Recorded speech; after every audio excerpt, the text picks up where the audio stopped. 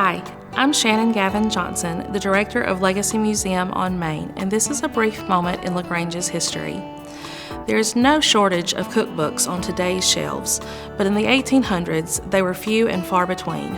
In the mid-19th century, Annabelle Hill of LaGrange published a cookbook titled Mrs. Hill's Cookbook, a practical system for private families in town and country. It was written especially for Southern women and published in 1867. In a time when most ladies relied on experience gathered at their mother's knees to learn food arts, Mrs. Hill gave written instruction we might find common, such as arranging the table for dinners and parties. But her cookbook gave lessons that we no longer need, such as how to boil a turkey, which was apparently much quicker than roasting it, and left the oven free for the baking of cakes, pies, and breads. She first gave detailed instructions for slaughtering the holiday bird. A chicken or hen could have its neck wrung by the industrious little lady, but a turkey needed the chopping block and probably a man's touch. When the hour came for putting the turkey in the pot, it was to be stuffed with a rich stuffing made of a half a pound of breadcrumbs, a large heaping tablespoonful of butter, the soft part of 20 or 30 oysters, and salt and pepper to taste.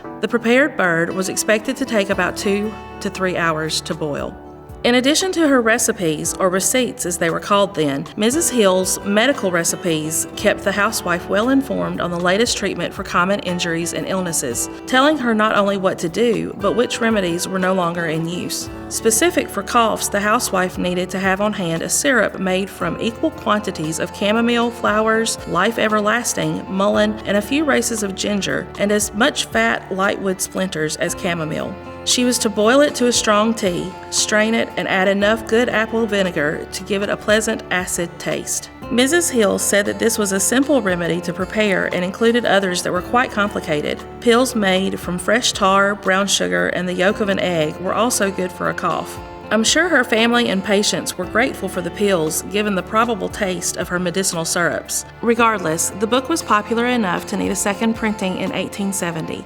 To learn more about 19th century cooking techniques, visit Legacy Museum on Main. This has been a brief moment in LaGrange's history.